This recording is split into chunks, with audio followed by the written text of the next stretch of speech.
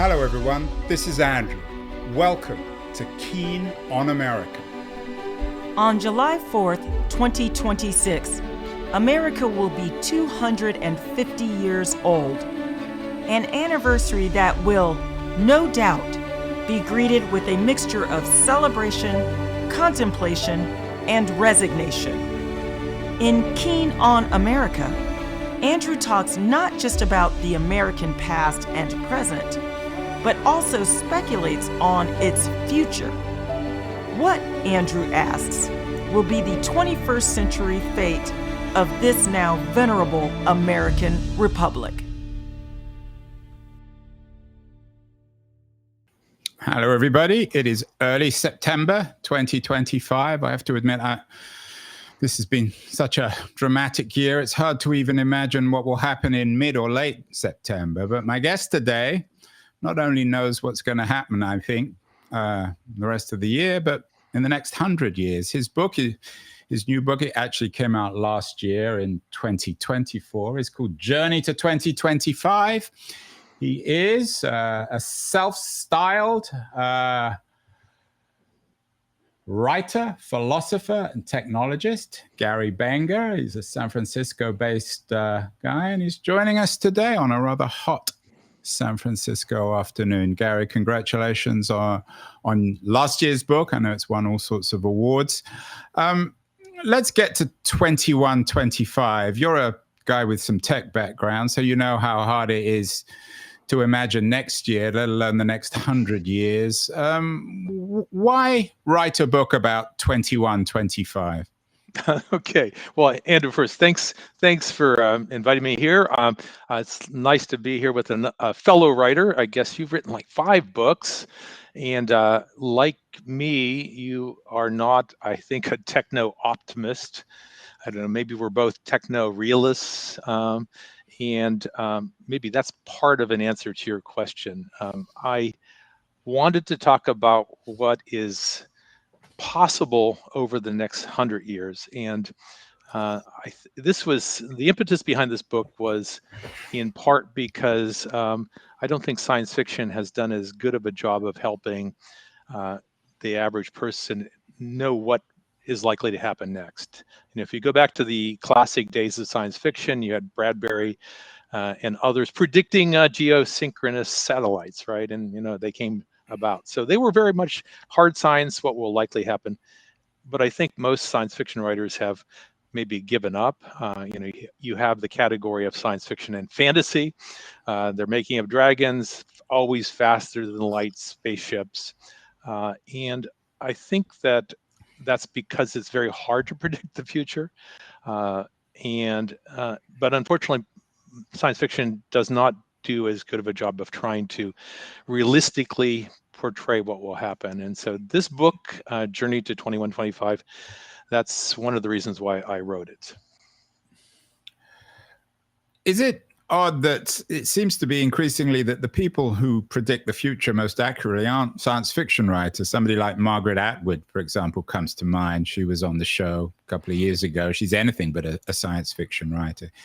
So do you think it's mainstream fiction writers, historians, ethicists who are best these days at predicting the future? I think that those sorts of backgrounds can be helpful to predict aspects of the future, single subjects, far better than all the Silicon Valley techno-optimists. I do not subscribe in this book to it's going to be great, trust us, it's all going to be fine. But I also don't subscribe to the dystopian views of the future, which seem to be so prolific. We're all going to die. Okay. I have. Well, we will die, won't we, in the long run? Yeah. So famously said. Yes, but you're not one of these Kurt Swileyan living forever types, are you? Quite the opposite. We're all going to die. That problem of death is not going to be solved anytime soon. Thank you very much. So no, I don't believe that at all. I think that's just complete nonsense. But I also think that I have some hope that humanity can muddle through, deal with all of these challenges, and but part of that, looking ahead. So I'll say this. Clearly, the next 100 years is going to be faster than the prior 100 years. Technology is accelerating our lives. That's just self-evident. And there's so many things to worry about, and people worry about so many different things. And I think that's a problem. So I asked myself, what are the primary challenges for humankind for this next century? And let's focus on those and actually solve those. And if we do, I think that maybe we can muddle through. So that's a meta thesis for this book, Journey to 2125.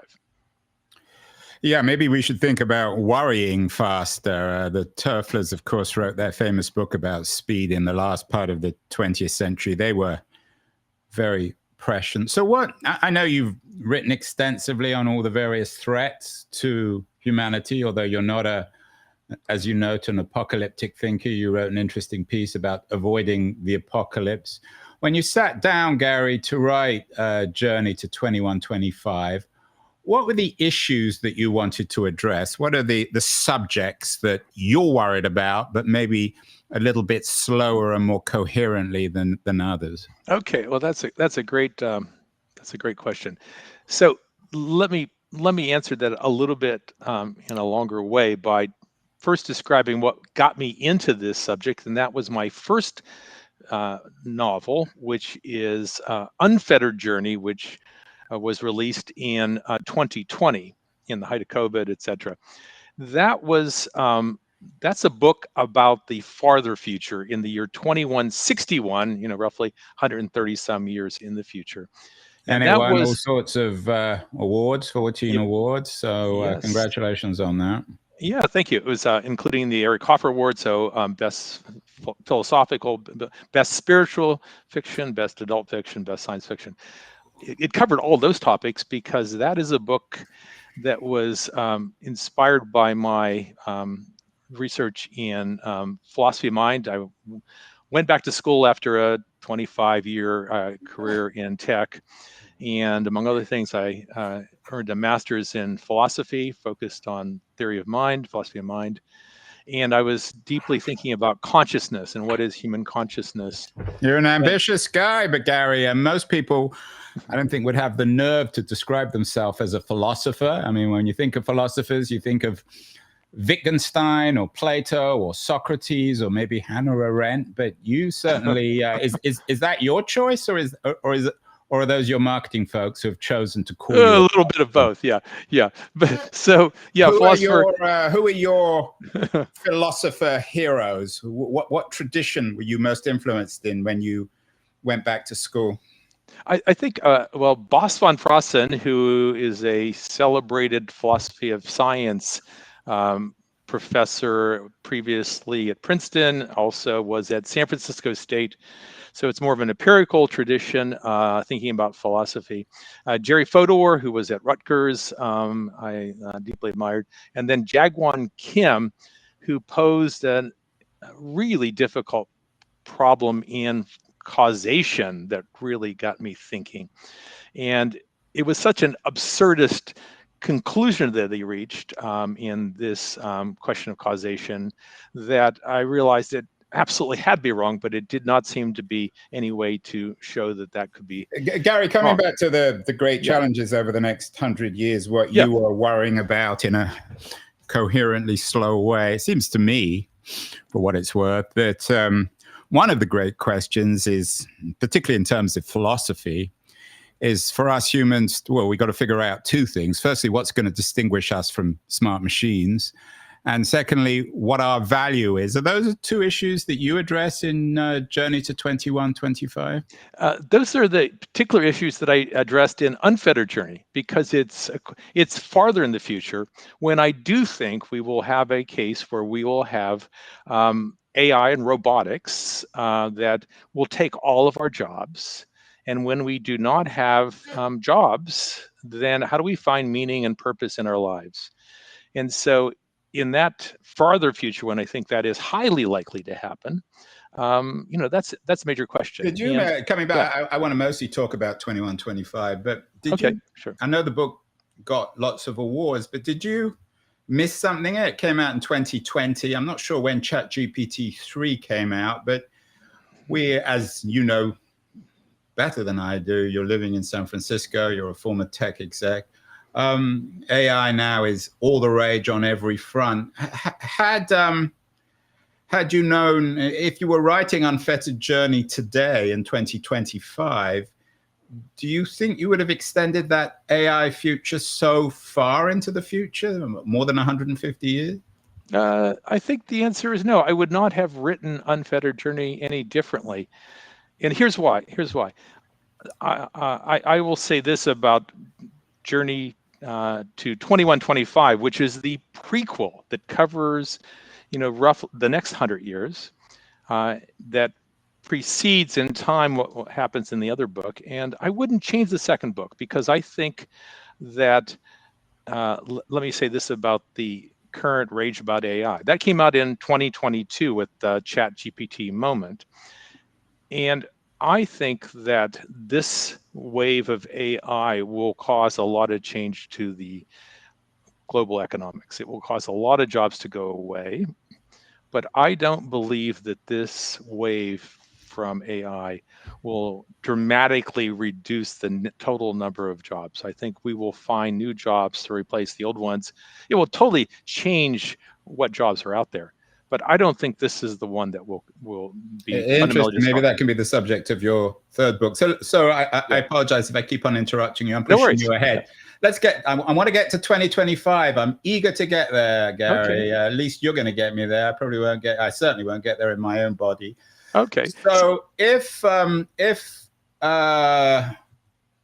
Unfettered Journey was about our role as humans is in comparison to smart machines and what we're going to do, what exactly is 2125 about, this journey? What are the big issues that you're addressing?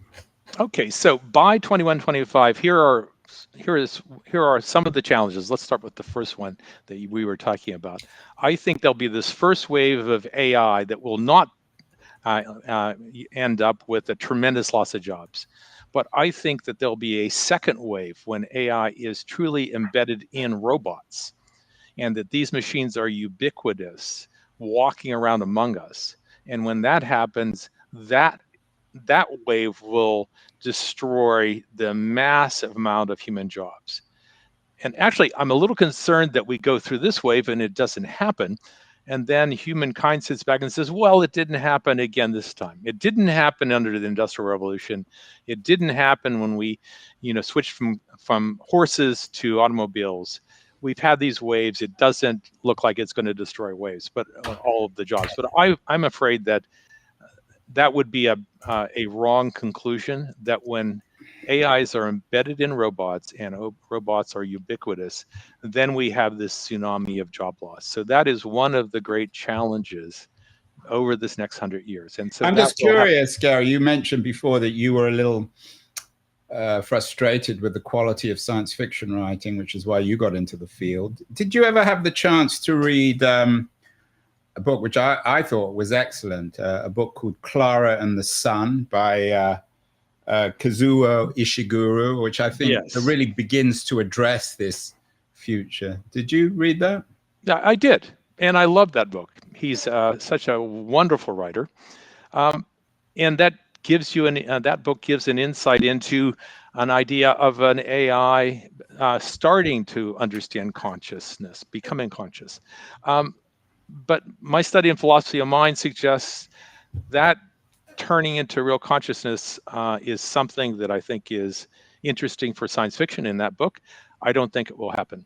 I have a scene in Unfettered Journey where a certain character says, the question is qualia. I don't know, Andrew, if you know that term in philosophy, qualia. No, I don't. So qualia is, in a philosophical term, what does it feel like to X? What does it feel like to see a red apple? What does it feel like to taste an apple? Those are, in philosophy of mind, ideas that are central to what is necessary for consciousness.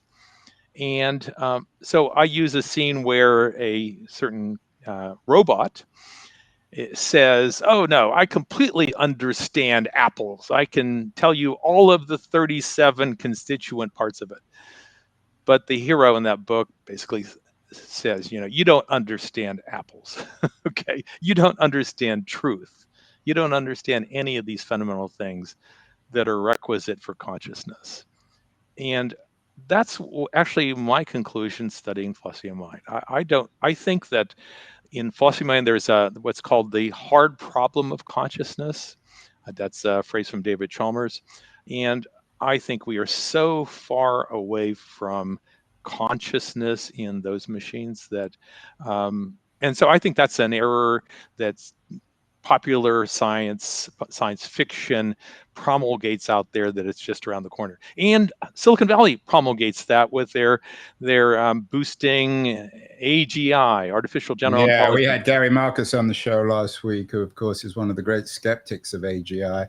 I wonder, you have a nice photo of yourself on your front page of your website. It looks as if you're standing in front of a vineyard or an orchard. You're clearly someone who knows what an apple is, but most humans don't either. I mean, I take your point that machines can't quite understand what an apple is in maybe a metaphysical sense, but humans, the vast majority of humans can't either. Is that fair, David? Gary, sorry, I called you David. I don't think so. I think that, we have these experiences. We're embodied creatures. Embodiment is believed among the philosophers of mind to be a fundamental component of driving our consciousness. And that's a barrier for the AIs to reach consciousness. So no, I think that, that's part of the human experience. That's what makes us unique. Not to say that, you could imagine gradations getting closer to consciousness. So I won't say that would you, never as happen. a philosopher of mind, and as someone, you may not be a computer programmer, but you certainly got access to computer programmers, wouldn't you be able to explain what an apple is to a smart machine?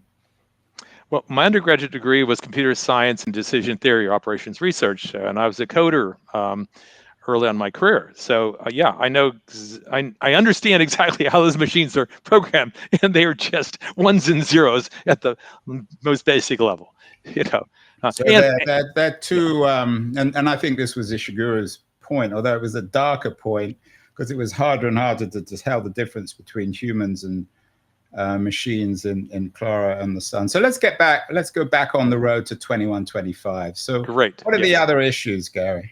Okay, so in that, I asked myself, what are the fundamental challenges to humankind in this century?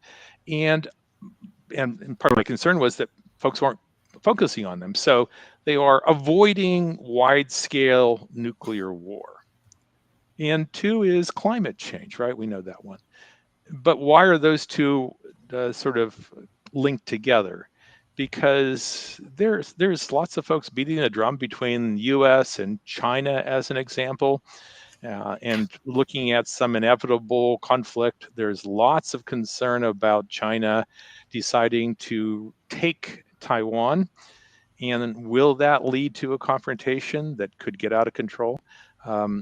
If any of the major powers that have nukes, and if they decide to suddenly something goes wrong and they have a wide-scale exchange, lose 10 or 20 cities each, humankind is now going to be facing an enormous disruption. And that disruption from that will take so much wealth to rebuild that my concern is that then will not allow enough money to fight climate change before it's too late. So in that regard, wide-scale nuclear war is an existential threat to humanity, as is climate change if we don't do anything about it. Yeah, and many books have been written about that. Martin Rees was on the show a couple of weeks ago, my old friend. He's written a series of books about maybe we as a species won't outlive the 21st century. And I think he puts nuclear war on the one of the most existential of the dangers. So what are you doing and you're certainly not the first or the last person to warn about either climate catastrophe or nuclear a nuclear apocalypse. What are you doing in Journey to 2021 to 2125 that hasn't been done before? Well, I go back to in the classic days of science fiction when they actually try to use a hard science view of the future. So I try to think about what technologies will do what roughly when, and which technologies we shouldn't worry about because they're kind of silly and they're a distraction. And as an example, with the issue of climate change, there was another book that very annoyed me, which I'll avoid mentioning at the moment. But please mention. It's always good to insult other people. well, Ministry for the Future. Yeah, I read that book. I have to admit, I'd heard so many good things about it. I was rather I mean, it didn't annoy me, but I was a little disappointed. Yeah, well, I think he's a great writer about the science, about the Sierras and other things. But I was annoyed because I think that his science is suggesting what we should do focuses on the wrong kinds of things. And clearly we're going to have we need enough energy because people are not going to unplug their cell phones. Just to be clear, this is Ministry of the Future by Kim Stanley Robinson, which was very influential. I think President Obama strongly recommended it. It was a massive bestseller. So I'd like to actually get him on the show, but it was rather apocalyptic. Do you think it's more or less apocalyptic than Ishiguro's book? It's not as well written as Ishiguro. Ishiguro's book just sort of hints at this beginning of consciousness in the robot character. So that's a different aspect. The Ministry for the Future warns what will happen if we don't do things in enough time. The main part of the book is sort of a bureaucratic approach to trying to solve the problem. And I think he doesn't mention some of the most obvious things that we need to do to produce more, sustainable energy, right? And so that's what I try to do in my book, is say, let's just get the problem solved. And it's a bigger problem because we can't just have the developed countries in the world, get to carbon neutrality. What's your position on we've done a number of shows on solar power. Recently, Gary did one with Bill McKibben, has a new book out called Here Comes the Sun. Bill, as I'm sure you know, is a very influential environmentalist, traditionally quite pessimistic, but has become more optimistic when it comes to solar power. He thinks we have one last chance. We've also done some shows on nuclear power. There was a Brazilian woman who's written a book about how nuclear power can save us. What's your position on solar versus nuclear? Do you mention this in 2125? I do, actually. So solar has come down over 90% in terms of cost. That's wonderful. By the way, was the Brazilian woman Isabella? Isabella Bermeque. Oh, yeah, I met her at the Near Future conference. Yeah, she's great. What did you? I think I would subscribe to her views. I think that fission. That part of the atom is here. We can do it. It can produce a lot of energy, and I think is clearly part of it because the sun doesn't shine at night. Wind only blows in certain areas. Trying to move all the energy from where it's produced to where it's needed requires lots of investment in the grid, which we're not doing, and even that doesn't solve the problems in the developing world. And so not only do I think that we need to develop especially small modular reactors, but I think we have to develop that technology and give it to the developing world. Because as Al Gore said a few months ago when he was here in San Francisco, the atmosphere is like an open sewer being treated that way by the fossil companies. Yeah, it's interesting that you mentioned Isabel, because I know you're concerned about the threat of nuclear war and nuclear apocalypse. She argues, in my conversation with her, she said most of the opposition to nuclear power still comes from the anti-nuclear lobby, who don't understand that the existential threat of nuclear weapons and any threat of nuclear power are entirely different subjects. I have a character in Journey to 2125. It says, comparing nuclear weapons to nuclear power is like comparing hydropower to hurricanes. Yeah, or it's apples to oranges. Yeah, it's just not in the same categories. So, Yeah, and so I think that I actually think that nuclear has to be part of the solution. That if you are a good eco-environmentalist, that you will face facts and realize that, and so we will stop this unscientific opposition. And in fact, the main character in Journey to 2125, Max MacGyver, is a fission engineer. And by the end of the century, he's recognized as one of the global heroes saving the planet from this, because there is a very short window where we have to dramatically improve. So, and back to your question about solar, yes, I think that works. Wind works, but we need power that works to keep the grid operating around the clock. And we need to have energy sources like that can be supplied to the developing world, so that they won't use the fossil fuels that are in the ground that are cheaper. So a character in my book is in Malawi in East Africa, and next door in Tanzania there are 1 billion tons of coal in the ground. So how do we keep those countries from using the obvious cheap source I for was just powering in their grids? Tanzania last month, actually, in Zanzibar. So incredibly poor country. It's interesting that Ishiguro as well, he's sort of satirical, I think, about the sun. Of course, the book is called Clara and the Sun, and he's hinting at an age where we worship the sun, and certainly there's an element of sun worship in McKibben's book. In your imaginary 2125, do we believe in something? Are we praying to a nuclear god, a solar god? Where's the faith, Gary, in the future? Yeah, no, not at all. In fact, if you look at the Pew studies, there has been a diminishment of religious fervor around the world that continues, and I have that trend continuing. I have a scene, for example, that takes place in Saudi Arabia, which is a very interesting country. Of all places, yeah. We just did a show actually on MBS, another interesting character. Yes, and I was in Saudi Arabia about a year ago and had a wonderful tour there to learn what is happening today. And I think so. This scene takes place in about 2090. What happens when those countries run out of their fossil fuels? Which, order of magnitude, that is about the best guess of when that might happen in Saudi Arabia. And so, have they changed their economy such that they can have other alternatives in place by them? That's a big question.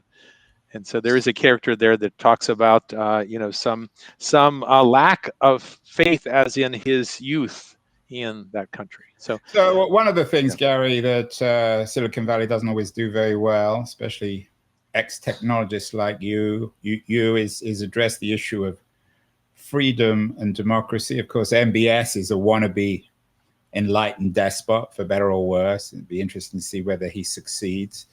How do you frame 2125 in terms of the future of democracy? Do you care about it? Do you think freedom is about saying what you want, or is freedom about making sure that we all have enough energy to warm or cool our homes?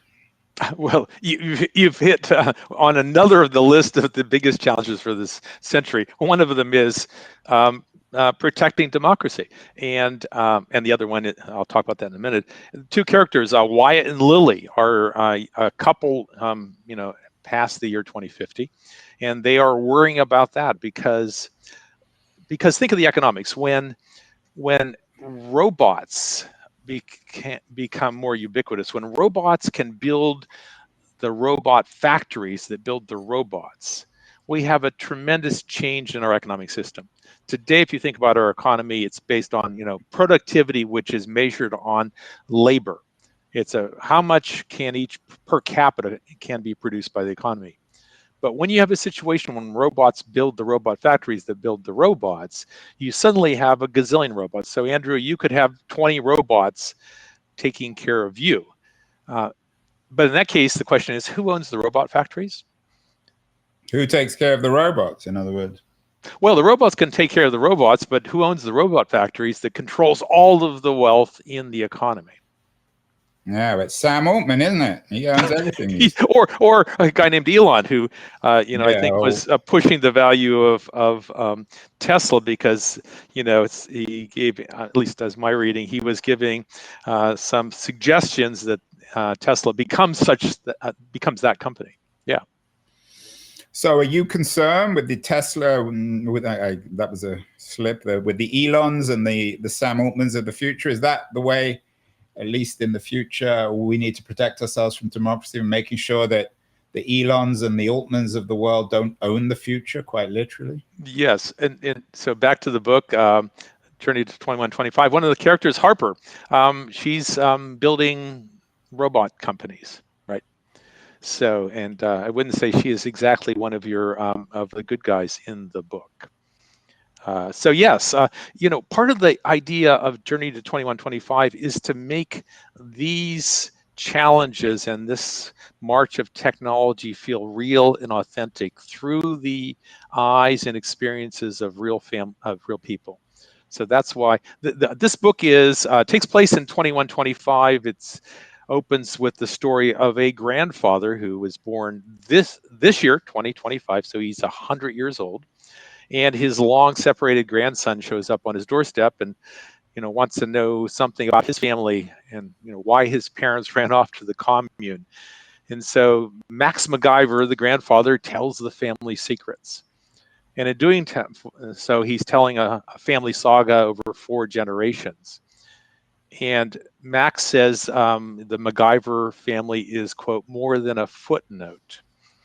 And so I use this vehicle to explore in a very real way what it will feel like to go forward. So that's the book. And what about, let's go back to your concern about nuclear weapons. You've addressed climate change. You're in the nuclear power camp. How are we supposed to address the threat of nuclear war? We've done a number of shows recently about the decline crisis of the United Nations. One of the reasons why it seems as if we can't address current wars in the Ukraine or in Gaza is because we don't have the international organizations to be able to do that. Do you touch on that in this book? Is there a replacement for the UN? Is technology replacing it? How do we go back, in a sense, to 1945 and the optimism of internationalism? Well, we should go back to the slow, hard work of diplomacy to make agreements that slowly bring these weapons under better control. So there was a movie called Countdown to Zero that happened a decade ago. Jeff Skolin, Participant Productions, founded and sponsored it. And I'm on the board of something called the Santa Fe Institute that does complexity research. A person named Valerie Plame, who you may have heard of, and I decided to organize. What scandal was she involved in? Pardon me? She was involved in one of those. Was it the weapons of mass destruction? One of those stories in the Bush administration. She was a CIA agent who was outed by Dick Cheney. Right. When her husband suggested that there was no yellow cake in Africa, that was the supposed weapons of mass destruction. So. Exactly, and so she was outed from the CIA, and then she was for a while involved with doing some marketing at the Santa Fe Institute, and so the two of us helped us set up a sneak peek view of the movie as it was coming out, and we organized a conference at the Santa Fe Institute that had several hundred people in the audience, including a couple of Nobel Prize winners, and the person who had spent 30 years of his career building H-bombs at Los Alamos, along with the person from the Reagan administration who negotiated the SALT II treaty. So we had a great conversation. It sounds interesting, but what's that got to do with 2125 and the threat of nuclear war? So that the idea of Countdown to Zero, we have to figure out how to get to zero nukes, and that was proceeding along with the SALT agreements, and we went from 70,000 nuclear weapons in the United States in the world in the 60s and 70s, 80s, to the US has something on the order of 1,500, so do the Russians. The Chinese have 400-ish. They plan to have 1,000 by 2030, and there are other countries. So we're unfortunately, we are going in the wrong direction for the last 15 years. There's been more of a move to try to let that out of the box, and we need to work harder to negotiate it down towards zero. And so well, when you say we need to work harder, who is it? You and I mean, is it Putin and Trump and Xi? Who is supposed to work harder? Yeah, it's going to have to be a diplomatic move, and hopefully we have the right leaders who think that's important. I think we don't. I mean, I don't think anyone would argue that Putin, Xi, or Trump are the right kind of leaders. So let's take that forward. I mean, at least I'm curious. Do you think they're the right kind of leaders? Would we want those leaders in 2125? No. And in fact, if we don't do anything, what's obvious is that we'll repeat Hiroshima. That was it was nice of you to pull up a blog post that I did on the 80th anniversary of the dropping of the bombs at Hiroshima. And that's my concern. And in fact, there's a scene in Journey to 2125 where the result of not solving that problem comes to a nasty fruition. I will not say more than that, except that it is not the wide-scale nuclear war that sets all of humanity back for a century or more, but it's still a nasty reminder that this is possible. It sounds like your book is, I mean, what are you trying to do in this book, Journey to 2125, Gary? Are you trying to warn people? Are you trying to get them off their couches and say, you got to go down to the town square and demonstrate? Or what's the point of the book? Exactly that. It says that here are the major things to worry about. Don't worry about the other 50 things that are out there that are being talked about. Here is a short list actually. And if we solve these problems, then maybe humanity can muddle through this century and come out the other end, okay. And in fact, maybe better, because. So, but isn't that, and this comes back to politics, and I don't mean to generalize. Not everyone in Silicon Valley is hostile to politics or doesn't understand politics, but ultimately these are political questions. The issue of energy and of nuclear weapons. So ultimately, are you arguing, or is the narrative in the book about the MacGyvers, are they political animals? Are you suggesting that we need more or less politics? Should we be engaged more actively? They are, among other things, political actors. That's right. They're involved in that conversation. And I try to make the book realistic about the kinds of things that we should both try to do and those things we should warn against. We have corrupt politicians in the book, and what can that lead to? So, as an example. Final question, Gary. You live in a very nice part of San Francisco. You made a lot of money in one of the big internet companies. I think you were the CFO or CTO at eBay back in the day. A lot of people are concerned that and alongside your issue of environmental catastrophe and the threat of nuclear war, that the most fundamental threat challenging certainly people in the US, maybe not more broadly humanity, is economic inequality. Is that something you address in the book? Absolutely. So back to the comment that I made, that what happens when robots build the robot factories that build the robots, we will have more stuff, we'll have more absolute wealth, but the question is then who owns the robot factories? And so one of the challenges on the list is, how do we transition from the current capitalist system that we have to something that must replace it when that happens? How do we manage that transition? And you can imagine good ways that can happen and bad ways that can happen. And so I try to make that decision, that challenge real in the book, book so that we can have that as a part Well, of the let's conversation. end on that. Good. I mean, we're imagining then you suggest a post-capitalist future. What's one good way of replacing capitalism and one bad way? Maybe start with the bad way so we can end on a positive note. Okay, well, I'll start with the bad way. The bad way, in my first book, Unfettered Journey, there is something called the levels. The levels are a system put in place where everyone has a level from level 1 at the top to 99 at the bottom. Supposedly, the system is put together based on merit, but certain folks question whether it's really merit or there's a legacy. If you go back a few years, you can think about our conversations about equality, right? And I might ask, do we have a level system today in society, really? And that's maybe an unspoken question in that book. So yes, a negative is you have something, and by the way this comes about is the folks who own the robot factories give up control. The robot factories are all owned by society in general, but the quid pro quo for that is a system that essentially puts in place a more precise levels. So that's a bad outcome. Is that is there a Randian quality there? Are you distasteful of socialism? You know there's a Randian quality in that the Randian characters are the bad guys. Okay, so Rand's bad. So what's good? So what's good is there'll be enough stuff, right? I mean, I think if you do the math you're an abundance theorist, Gary, are you?